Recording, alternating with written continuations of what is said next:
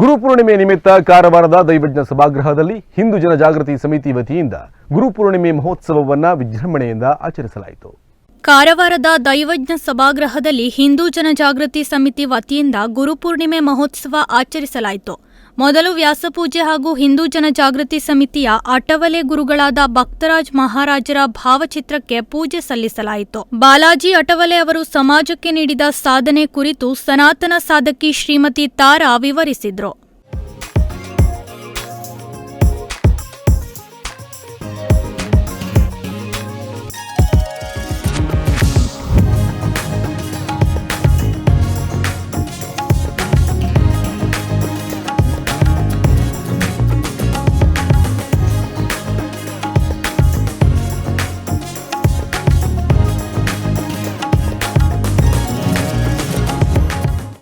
ನಂತರ ಸಚ್ಚಿದಾನಂದ ಪರಬ್ರಹ್ಮ ಜಯಂತಿ ಬಾಲಾಜಿ ಅಟವಲೆ ಅವರು ಹಿಂದುತ್ವವಾದಿಗಳಿಗೆ ಸಾಧನೆ ಕುರಿತು ಮಾರ್ಗದರ್ಶನ ಮಾಡಿದ ಕುರಿತು ಒಂದು ಕಿರುಚಿತ್ರವನ್ನು ಪ್ರದರ್ಶಿಸಲಾಯಿತು.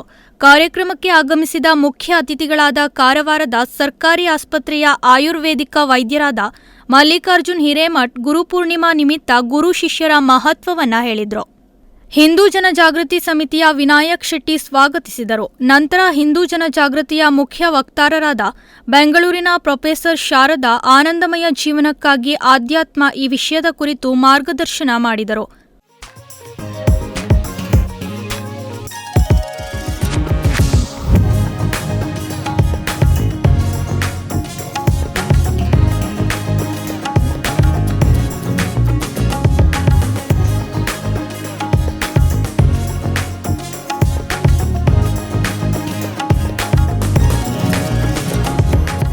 ಸಾಧನೆಯಲ್ಲಿ ತಮ್ಮ ತಮ್ಮ ಕುಲದೇವರ ನಾಮಜಪ ಮಾಡಬೇಕು ಎಂದು ಹೇಳಿದರು. ಸಾತ್ವಿಕ ರಾಮರಾಜ್ಯ ಅಥವಾ ಹಿಂದೂ ರಾಷ್ಟ್ರದಲ್ಲಿರುವ ಪಾತ್ರರಾಗಬೇಕು ಅಂದ್ರೆ ಸಾಧನೆಯೇ ಮಹತ್ವವಾದದ್ದು ಎಂದು ಹೇಳಿದರು.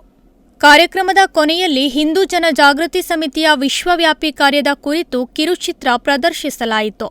ಇದರಲ್ಲಿ ಕೇವಲ ಭಾರತ ಮಾತ್ರ ಅಲ್ಲ, Nepal, Sri Lanka, Indonesia, England, German, Bali ಮುಂತಾದ ಅನೇಕ ದೇಶದಲ್ಲಿ ಹಿಂದೂ ಜನಜಾಗೃತಿ ಕಾರ್ಯ ಮಾಡುತ್ತಿರುವುದನ್ನು ತೋರಿಸಲಾಯಿತು.